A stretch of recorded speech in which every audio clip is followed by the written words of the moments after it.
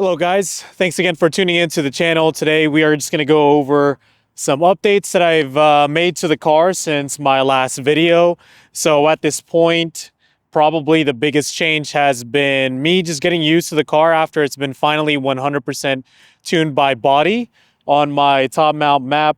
But I made some changes aesthetic wise. So I want to walk you guys through that, and then of course talk about what my future plans are for the car, because if you guys are not familiar with my setup, this is as close to stock block setup being maxed out as possible. So have a top mount 6870, a built transmission by Applied Torque Solutions, Brian Scholl over there. So shout out to Brian for that. Yeah, at the end of the day, this is my daily. So kind of mention that almost every single video because people still ask me all the time. Yes, this is my daily driver. I just crossed over like 65,300 something miles. So at this point, ever since I got tuned by Botti, I've put 2,000 miles on the setup. Let's go ahead and walk you guys through. This will be one of my shorter videos since I didn't change a lot, but I still wanted to give you guys an update on my personal cars since I do have a tendency to go over a lot of other people's cars and kind of neglect mine on the channel. So with that being said, let's go ahead and pop the hood and let's go over the first couple of things that I've changed to the car. So under the hood, you guys can see a couple of changes if you are a regular viewer of mine. A lot of it was just mainly just cleaning some stuff up, getting some higher quality parts because I became self-conscious with Juan's setup. If you guys haven't seen Juan's video, make sure to check that out. I'll leave the link in the description box below. But main thing that you guys can see here is related to the turbo. Not the turbo itself, but just what I have on it. That is a Burger Motorsports air filter.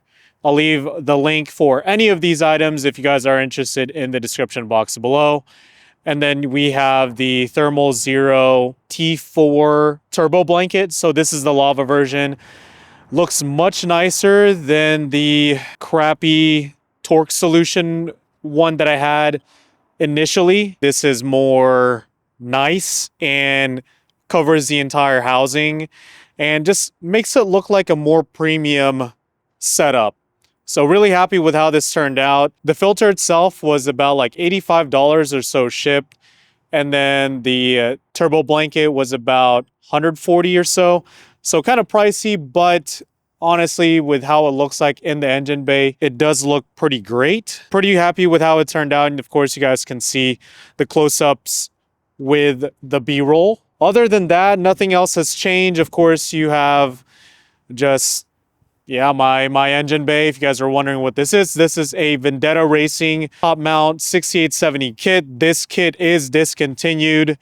So if you guys were interested in a top mount turbo kit, I would recommend KLM.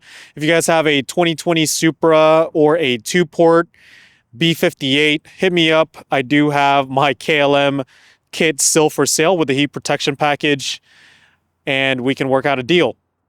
So that is it for the engine bay. On the exterior, we have the Extreme Online Store A91-CF style front lip. So you guys probably saw the installation video that I did related to this lip. A little bit long, but it shows you guys how involved the process is. I just wanted to make sure that I did do my due diligence, make sure that I didn't miss anything. This is that part right here. This part that was already on the car, that is the Rex Speed, just carbon bumper garnishes, I guess you can say. And what I did, and shout out to Juan for this idea, what I actually did was I redid, well, he did this initially, but you can see in between the lip and that Rex Speed bumper garnish is that I did add a matte wrap over it. When you guys look at it from afar, you guys can probably see this a little bit better with the B-roll.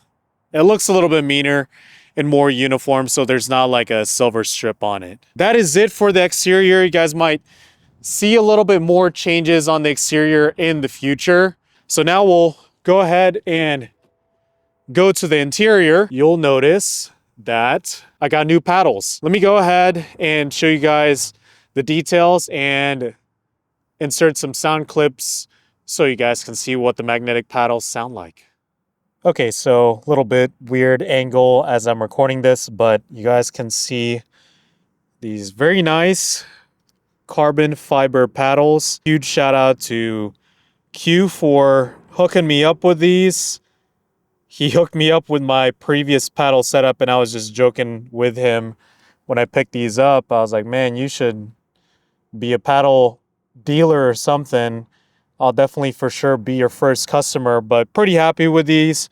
These are, I think they're actually Amazon units, but I know a lot of other vendors, they do sell their own versions, but as you guys probably know, with the majority of like the carbon stuff that is sold on this platform, that they are like from the same factory, probably in China. You do get two different sets of paddles, one that's like a little bit longer, as you can see here, and then one that's a little bit shorter. I think they're like about half the size or pretty close to the stock sizing for the paddles. So you guys can see kind of like the mechanism for the paddles here. My steering wheel, this is an Amazon unit. I will leave the link in the description box below. And I think they do sell these at a sale from time to time where you can cop them for like about 300 some odd dollars, which is way cheaper than a lot of the other vendors. But what I like about them, and this might not be for everyone, is they click when you press them. So you guys probably heard the sound on social media, but I will do my best to capture it with a high quality microphone.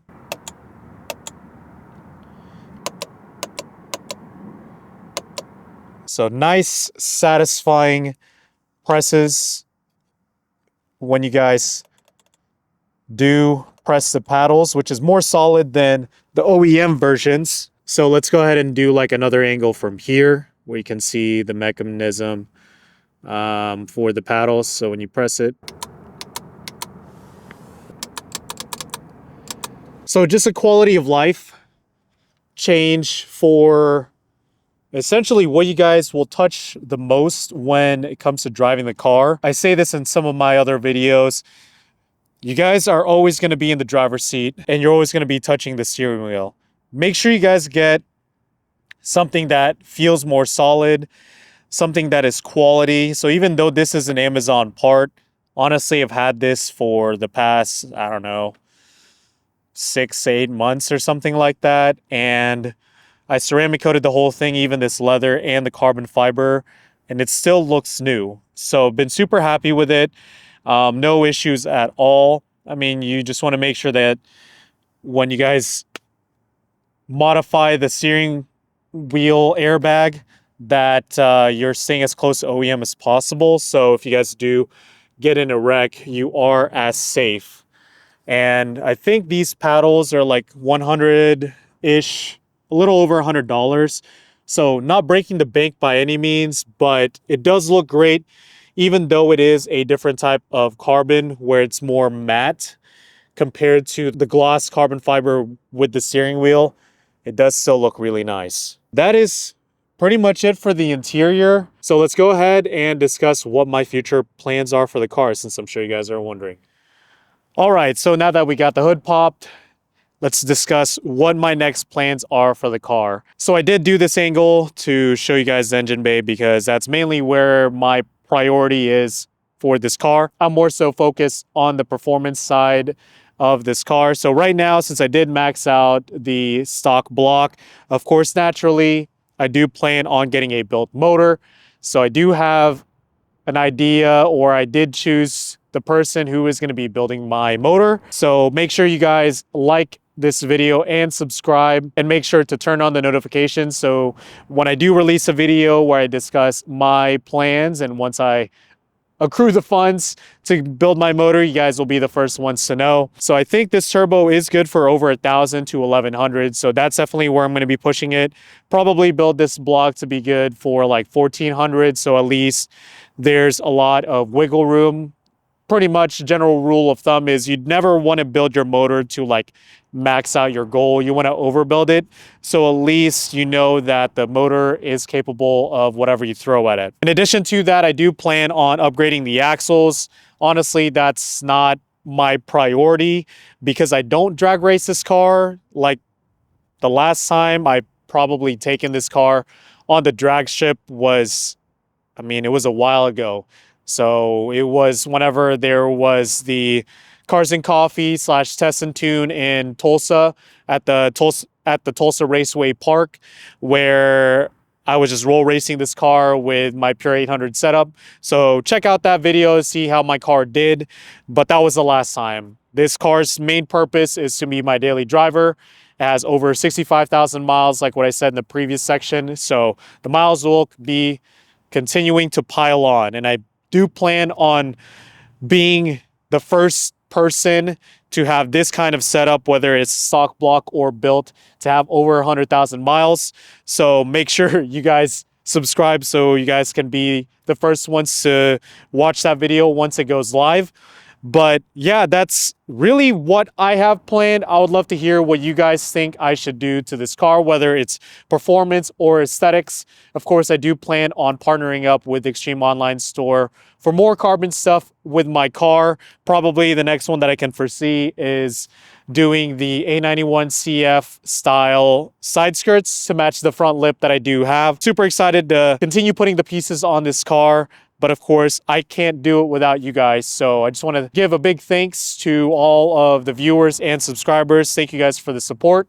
I do plan on launching my Patreon here pretty soon, so stay tuned for that. If you guys have any comments, questions, whatever it may be, leave them in the section down below or hit me up on Instagram. I do my best to respond in a timely manner, but of course I can be busy with my regular job and just with life. So please be patient with me. But again, thank you guys for tuning in, and I'll see you on the next video.